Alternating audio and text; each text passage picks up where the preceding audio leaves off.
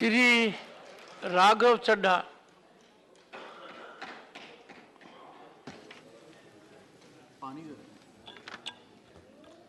Sir, on behalf of my party, the Aam Aadmi Party, I rise to speak on the supplementary demand for grants for the financial year 2022-2023.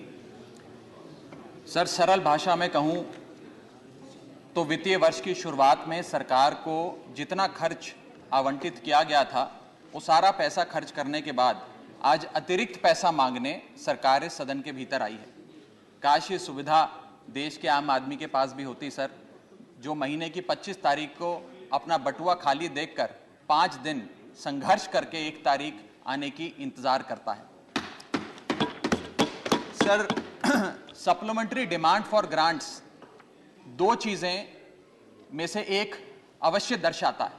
पहली चीज, क्योंकि सरकार को अतिरिक्त पैसे की जरूरत पड़ी, तो पहली चीज यह है कि जब वित्तीय वर्ष की शुरुआत में सरकार को पैसा चाहिए था तो सरकार ने अपना जो वित्तीय बजट था उसे अंडर एस्टिमेट कर प्रेजेंट किया ताकि वित्तीय घाटे को सुंदर करके उसका सौंदर्यकरण करके दिखाया जाए।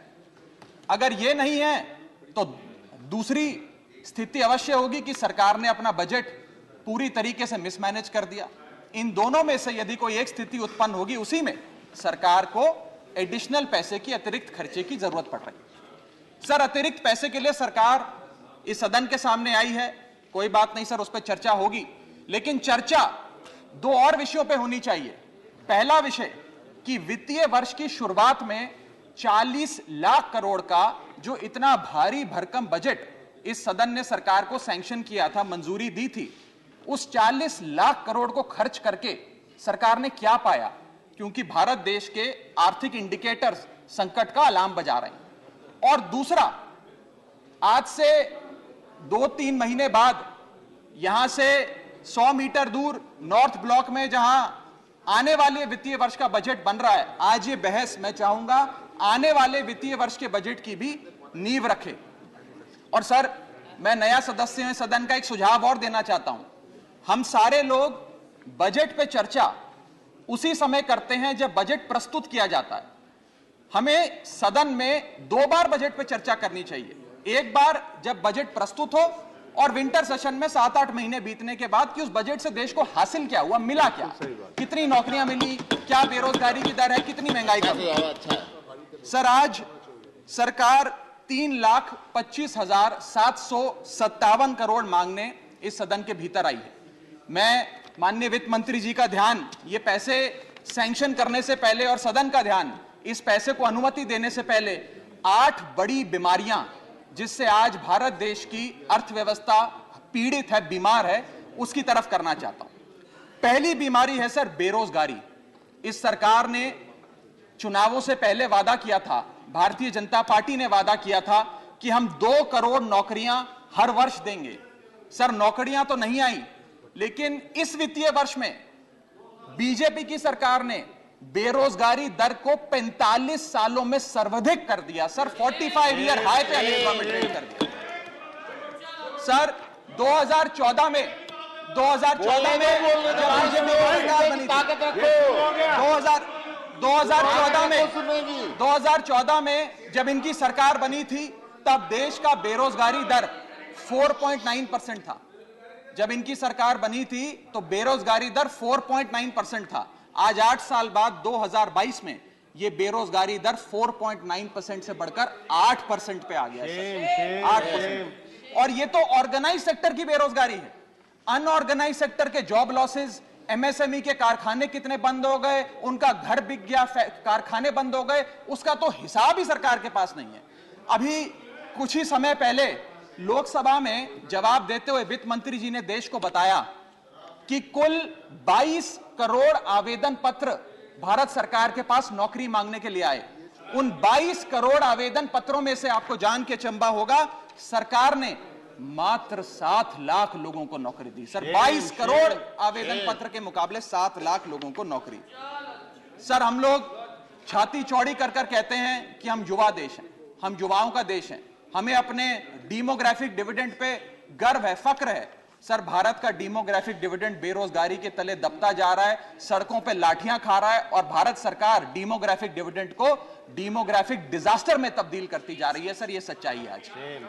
सर मैं आपको बताना चाहूंगा कि यह सरकार जिसने देश को, युवाओं को घर पे बिठाने का काम किया, इसका नारा बदल के हो गया है हर घर बेरोजगार। यही है आज की भाजपा सरकार।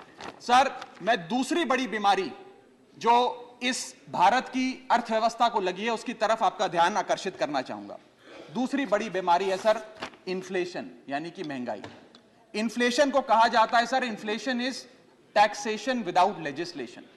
वो महंगाई जो सरकार कानून लाए बिना जनता पे थोप देती है। सर आज भारत की महंगाई इस वित्तीय वर्ष में 30 सालों में सर्वाधिक थी सर, 30 ईयर हाई पे, जहां भारत की थोक महंगाई 12 से 15% के आसपास घूम रही है और खुदरा महंगाई 6 से 8% के आसपास घूम रही है।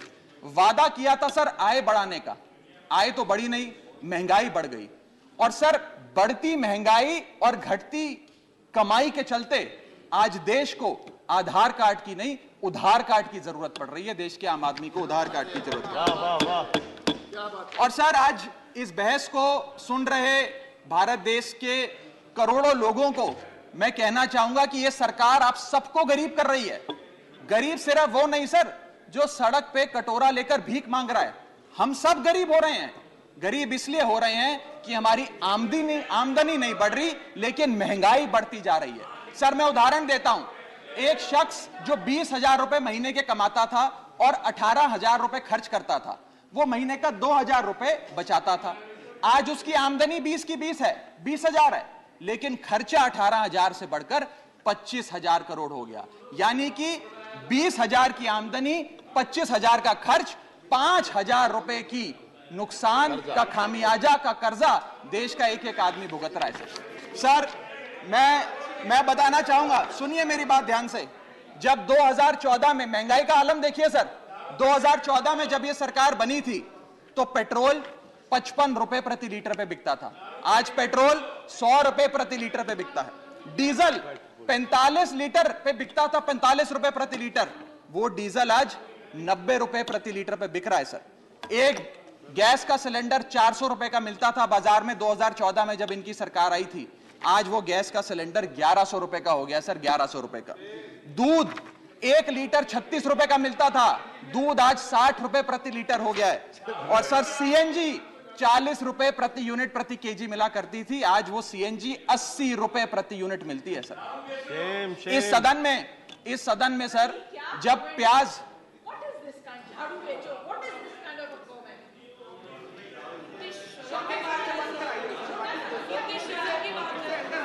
सर आपका प्रोटेक्शन चाहिए, आपका प्रोटेक्शन चाहिए सर, ये बात सही है सर। प्रोटेक्शन चाहिए। कमेंट से देखिए सर आप। चलो बोलो सर, बोलो। चलो बोलो बोलो बोलो। Sir sir sir sir sir जब देश में, I am not yielding, but sir इस देश में जब प्याज के दाम 100 रुपए प्रति केजी के ऊपर हो गए और इस सदन में हंगामा हुआ, तो माननीय वित्त मंत्री जी ने कहा कि मैं प्याज नहीं खाती, तो मुझे उनके भाव से, प्याज की कीमतों से कुछ लेना देना नहीं है। ये मेरा विश्वास है सर कि माननीय वित्त मंत्री जी आटा, चावल, दाल, दूध, दही, पनीर तो अवश्य खाती होंगी, क्योंकि इन सब के भाव बढ़ गए। जीएसटी लगा लगा के इन्होंने देश की थालीनॉमिक्स, फूड इन्फ्लेशन को बिगाड़ दिया।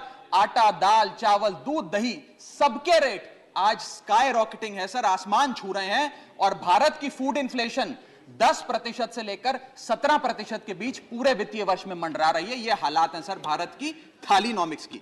मैं बताना चाहूंगा सर कि इस सरकार ने अमीरों को अमीर और गरीबों को गरीब करने का काम किया। पर कैपिटा इनकम किसी भी देश की आर्थिक स्वास्थ्य का एक बहुत बड़ा इंडिकेटर होता है। भारत की पर कैपिटा इनकम वित्तीय वर्ष 2021 में सर 9,160 रुपए से गिर गई, यानी कि हर व्यक्ति की औसतन कमाई 9,160 रुपए गिराने का काम किया। यानी कि आमदनी 98, खर्चा रुपया, यह सरकार ने करके हम सबको दिया है सर। तीसरी बड़ी बीमारी जो भारत की अर्थव्यवस्था को लगी हुई है वो है आर्थिक सुधार का झांसा, the hoax of economic recovery. इस वित्तीय वर्ष के पहले क्वार्टर में भारत की आर्थिक विकास दर 13.5% थी। दूसरा क्वार्टर आते आते, जिसे फेस्टिवल क्वार्टर कहते हैं, जिसमें बड़े बड़े त्योहार आते हैं, जिसमें खपत भी बढ़ती है, उत्पादन भी बढ़ता है, मांग भी बढ़ती है, उस क्वार्टर में आर्थिक विकास दर 13.5% क्वार्टर वन के मुकाबले गिरकर 6.3% पे आ गई सर, यानी कि आधी हो गई। और अगर आप पिछले साल के क्वार्टर सेकंड से दूसरी तिमाही से कंपेयर करें तो क्वार्टर ऑन क्वार्टर 2021 में 8.4% दूसरी तिमाही की ग्रोथ थी, और इस बार इस क्वार्टर में जो अभी समाप्त हुआ 6.3% है, यानी कि भारत की आर्थिक विकास दर घटती जा रही है। और मुझे बड़े दुख से कहना पड़ रहा है कि जब वित्त मंत्री जी फरवरी में वित्तीय वर्ष 23-24 का बजट प्रेजेंट करेंगी, तब भारत की चौथी तिमाही की आर्थिक विकास दर 5% से भी नीचे होगी, which is unprecedented in recent time sir. यह भारत की इकोनॉमिक ग्रोथ की हालत है। और यह वर्ष तो जो बीत गया, इस वर्ष तो आपने आर्थिक जो विकास दर था उसकी ऐसी तैसी कर दी। अगले साल के आर्थिक विकास दर के आंकड़े सुनिए। सरकार चाहती है हम 8% पे आगे बढ़ें। वर्ल्ड बैंक कहता है वित्तीय वर्ष 23-24 में हम मात्र 6% पे ग्रो करेंगे। क्रिसिल कहता है हम 6% पे ग्रो करेंगे।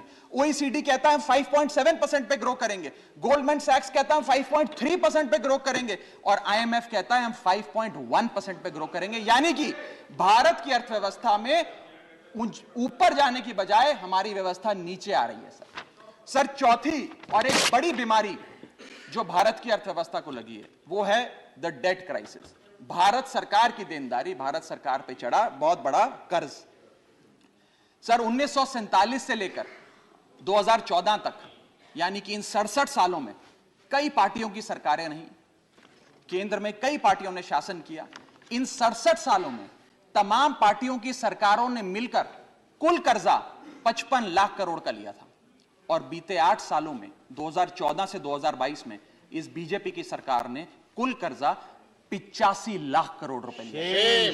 यानी कि एक तरफ 67 सालों का, बीते 67 सालों का 55 लाख करोड़ का कर्जा, और इस सरकार ने अकेले 8 सालों में 85 लाख करोड़ रुपए का कर्जा ले लिया। मैं पूछना चाहता हूं इनसे कि ये तो मुफ्त की रेवड़ी भी नहीं बांटते, ये तो मुफ्त की रेवड़ी में भी विश्वास नहीं रखते, तो फिर इनका कर्जा इतना कैसे बढ़ता जा रहा है? ये पैसा जा कहां रहा है, किसकी जेब में जा रहा है? दोस्तवाद की नीति के तहत कौन से इनके दोस्त हैं जिन्हें फायदा पहुंचाया जा रहा है? ये मैं पूछना चाहता हूं सर 2014 में जब भाजपा की सरकार बनी तो government debt to GDP ratio 40% था, मात्र 40%। आज government debt to GDP ratio इस देश में 90% छू रहा है सर, 90%। और इस देश की डेट की स्थिति बढ़ाकर 1,55,000 करोड़ का 1,55,000 करोड़ का कुल कर्जा इस देश ने लिया सर। पांचवी बीमारी जो भारत की अर्थव्यवस्था को लगी हुई है, पांचवा बड़ा रोग, किसानों का संकट। सर मैं बताना चाहूंगा कि बड़े बड़े उद्योगपतियों के, अपने दोस्तों के बड़े बड़े लोन्स इन लोगों ने माफ कर दिए, लेकिन भारत देश के किसान की जो कर्जा था, जो डेट था, वो पिछले 8 सालों में 53% बढ़ा है, कम नहीं हुआ सर, 53% इंक्रीज हुआ है, जिसके चलते आज एवरेज फार्मर डेट, पर फार्मर डेट इस देश की 74,000 रुपए, यानी कि 74,000 रुपए का कर्जा आज देश के हर किसान के सर पर है सर।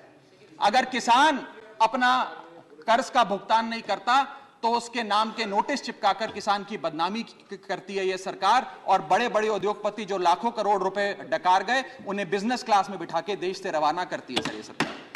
सर आज हमारा देश का अन्नदाता, देश का किसान जो हमारा पेट भरता है, जो हमें खाना देता है सर, आज वो जहर खाने को मजबूर हो गया है।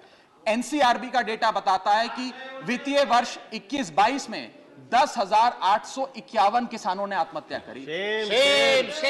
यानी कि इस देश में औसत रोज के 30 किसान आत्महत्याओं की आती है। 30 किसान रोज इस देश में आत्महत्या कर रहे हैं। हम आजादी का अमृत महोत्सव मना रहे हैं, and 30 farmers per day in this country commit suicide sir.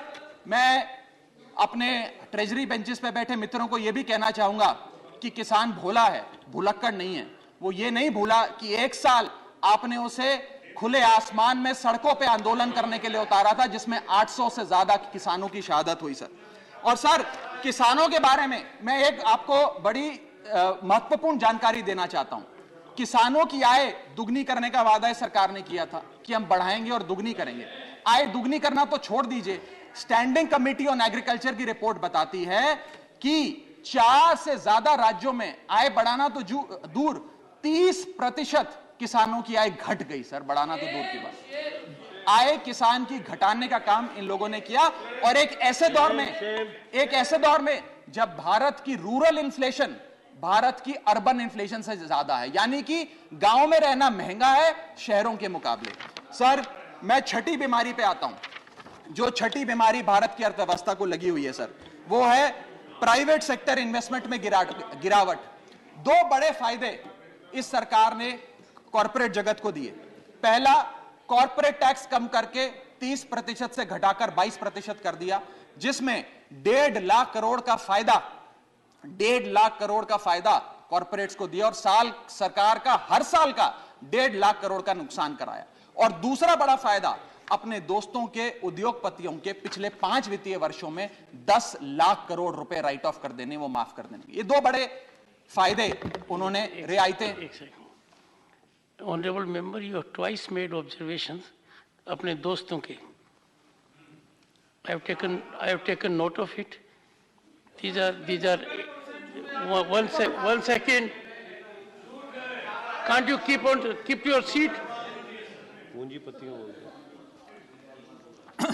Honorable member Jaya Bachchan raised a very important issue.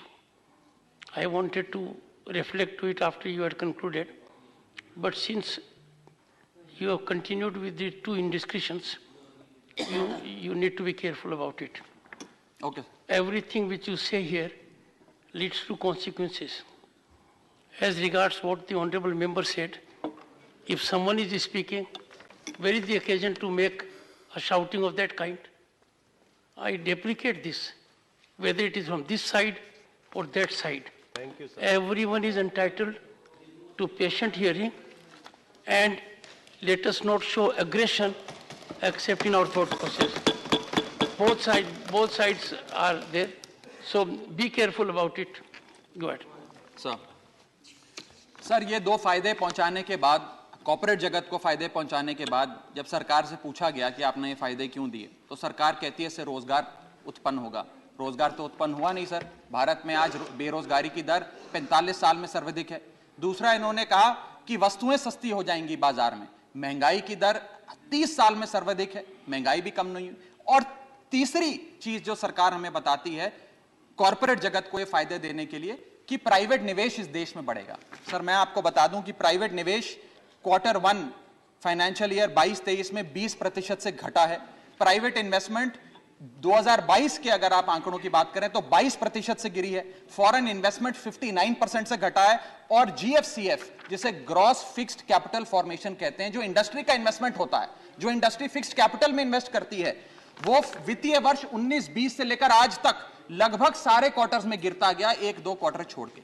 ये प्राइवेट इन्वेस्टमेंट के हालात हैं इस देश में। मैं कहना चाहूंगा माननीय वित्त मंत्री जी को कि आज से 2-3 महीने पहले इंडस्ट्री से बात करते हुए वित्त मंत्री जी ने कहा that why is the Indian corporate sector not investing. उन्होंने उन्हें डांट के कहा कि आप लोग क्यों नहीं इन्वेस्ट कर रहे हैं। मैं बताना चाहता हूं क्यों नहीं इन्वेस्ट कर रहे हैं। इन्वेस्टमेंट रियायतें देने से नहीं आती, इन्वेस्टमेंट डिमांड क्रिएट करने से आती है। आपको मार्केट में मांग क्रिएट करनी पड़ेगी। जब मांग क्रिएट होगी तो उत्पादन भी होगा और खपत भी होगी। मैं एक और महत्वपूर्ण आंकड़ा आपके सामने रखना चाहता हूं सर। 7वीं बड़ी बीमारी जो भारत की अर्थव्यवस्था को लगी है, devaluation of the Indian rupee, गिरता हुआ रुपया। सर आज हम आजादी का अमृत महोत्सव बना रहे हैं और सरकार ने आजादी के अमृत महोत्सव वाले साल में रुपये को मार्गदर्शक मंडल में डाल दिया है। सर रुपया 82 रुपए हो गया है। जब ये सरकार बनी थी तो रुपया 60 रुपए। सर खत्म करने दीजिए। Is my maiden speech sir please. Sir maiden speech sir is my maiden sir 2014 में सर 2014 में $1 जब इनकी सरकार आई थी वो 60 रुपए का मिलता था सर। आज $1 82 रुपए का हो गया। ये सरकार कहा करती थी, कई बड़े नेता इनके दिग्गज कहा करते थे कि जब रुपया गिरता है तो भारत की साख गिरती है, भारत की प्रतिष्ठा गिरती है। आज तो सर लगता है कि साख, प्रतिष्ठा और रुपया सब न्यूनतम स्तर पे आ गया सर। मैं आपको यह भी बताना चाहता हूं सर कि कोई भी अर्थशास्त्री आपको यह बताएगा कि जब रुपया गिरता है तो भारत के एक्सपोर्ट बढ़ते हैं, और बढ़ने चाहिए भी सर। क्यों बढ़ते हैं? क्योंकि मान लीजिए कोई बहुत बड़ा बायर अमेरिका में बैठा है, वो भारत की एक वस्तु $5 पे खरीदता था, आज क्योंकि डॉलर मजबूत हो गया और रुपया कमजोर हो गया, वो वस्तु $3.5 में उसे मिल जाती है, तो वो ज्यादा ऑर्डर देता है, भारत के एक्सपोर्ट बढ़ते हैं। लेकिन आज एक बड़ी चौंका देने वाली स्थिति इस देश में है कि रुपया तो गिर रहा है, डॉलर मजबूत हो रहा है, लेकिन भारत के एक्सपोर्ट्स भी गिर रहे हैं। और एक्सपोर्ट्स क्यों गिर रहे हैं, यह मैं सवाल भारत की वित्त मंत्री जी से पूछना चाहता हूं।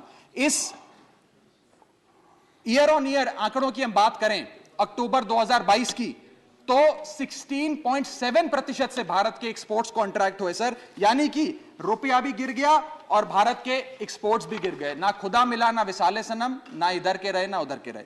सर 8वीं बड़ी बीमारी जो भारत की अर्थव्यवस्था को लगी है वो है the failure of the startups. पूरे देश में, पूरी दुनिया में घूम घूम कर सरकार के बड़े नेताओं ने कहा कि भारत अब एक स्टार्टअप नेशन बन गया है, दुनिया में भारत अब दुनिया की स्टार्टअप कैपिटल बोला जाएगा। मैं बताना चाहता हूं सर, क्या कभी वित्त मंत्री जी ने मुड़ के भारत के स्टार्टअप्स की हालत देखी? आज भारत में 10% से भी कम स्टार्टअप्स अपनी 5वीं सालगिरह पूरा करते हैं। ईयर ऑन ईयर 37% का डिक्लाइन स्टार्टअप में इन्वेस्टमेंट में है। और अनअकैडमी हो, ओला हो, कार्स 24 हो, वेदांतु हो, बाइजूस हो, मीशो हो, चार्ज भी हो, उड़ान हो, ये सारे बड़े स्टार्टअप्स, जो ये बड़े बड़े स्टार्टअप जिन्हें हम न्यू इंडिया की न्यू इकोनॉमी कहकर पूरे विश्व में प्रचारित करते हैं, इन सारे स्टार्टअप्स ने नौकरियां से लोगों को निकालकर हजारों लोगों को बेरोजगार करने का काम किया। सर मैं आता हूं डिमांड फॉर ग्रांट्स पर, सप्लीमेंट्री डिमांड फॉर ग्रांट्स। ये मैं पढ़ रहा था सर, 3,25,757 करोड़ सरकार ने मांगे हैं। इसमें 1 लाख करोड़ एक सब्सिडी के लिए हैं, 80,000 करोड़ दूसरी सब्सिडी के लिए हैं, 45,000 करोड़ तीसरी सब्सिडी के लिए, और ऐसे सब्सिडी के पैसे मांग रहे हैं। सर ये डिमांड फॉर ग्रांट्स कहां है? ये तो डिमांड फॉर सब्सिडी है। और जब हम लोग दिल्ली में अरविंद केजरीवाल जी की सरकार गरीब आदमी को मुफ्त बिजली देती है, मुफ्त पानी देती है, मुफ्त शिक्षा देती है, मुफ्त स्वास्थ्य देती है, तो इनको हमारी सब्सिडी रेवड़ी लगती है सर। इनकी सब्सिडी, हमारी सब्सिडी रेवड़ी, ऐसा तो नहीं होगा सर। ये करें तो पुण्य, हम करें तो पाप। हमारी सब्सिडी भी सब्सिडी है, इनकी सब्सिडी भी सेफ। और मैं चाहूंगा सर इस देश में बहस होनी चाहिए, और आप वो बहस कराएं सर कि रेवड़ी क्या है, सही मायने में क्या मुफ्त की रेवड़ी और क्या मुफ्त की रेवड़ी नहीं है। सर यहां बैठे सभी सांसदों को और लोकसभा में बैठे सभी सांसदों को सर 34 हवाई यात्राएं मुफ्त मिलती हैं। सर हमें 50,000 मुफ्त बिजली मिलती है प्रति एनम। सर 40 लाख लीटर मुफ्त मिलता है। सर अगर आज अरविंद केजरीवाल जी की सरकार 300 यूनिट बिजली मुफ्त दे देते हैं आम आदमी को, 20,000 लीटर मुफ्त दे देते हैं, तो इन्हें दर्द होता है। अरे सुनो साहब, सुनो, शांति से सुनो सर, सुनने की हिम्मत रखो सर, साहब, मैं- सुनने की हिम्मत है। सर, मैं- सुनने में क्या तकलीफ है? सर उनको तो बढ़ाओ ना जी। सर मैं बताना चाहूंगा इस देश के Conclude. मैं महत्वपूर्ण आंकड़ा दे रहा हूं सर। Conclude. इस दुनिया में बस कंक्लूड कर रहा हूं सर, ओवर। अरे सर, सर इस दुनिया, Come on, come on. Please, honorable member, please. Sir इस दुनिया You में, are right, but please. Sir इस दुनिया में, Leave it to the chair. Leave it to the chair. Sir इस देश, Please conclude. बस कंक्लूड कर रहा हूं सर, मेरे बस 2 पन्ने रह गए सर। सर इस देश के नहीं 12 पढ़ चुका हूं sir.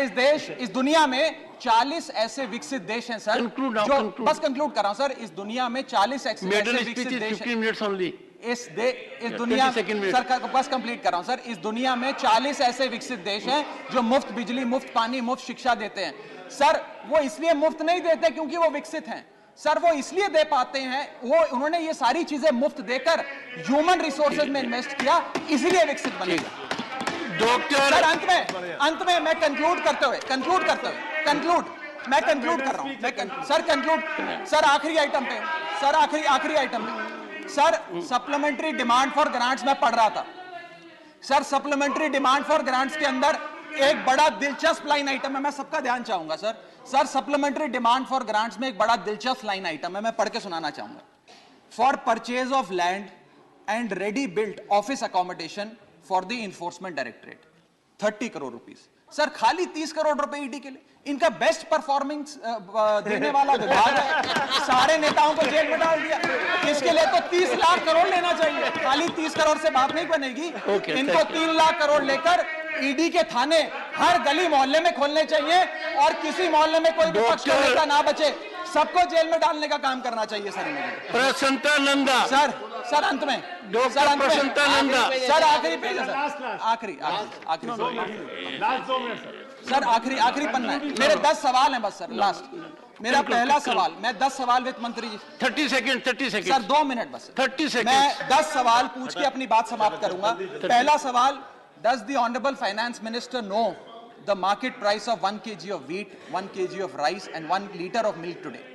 Sir, why has the government, second question sir, why has the government's mega budget presented in February 2022 failed to generate employment? My question number 3 sir, why is inflation in products which are produced in India, not imports like petrol and diesel, burning a hole in the common man's pocket? So question number 4, why is the private sector not investing despite repeated appeals by the Honorable Finance Minister?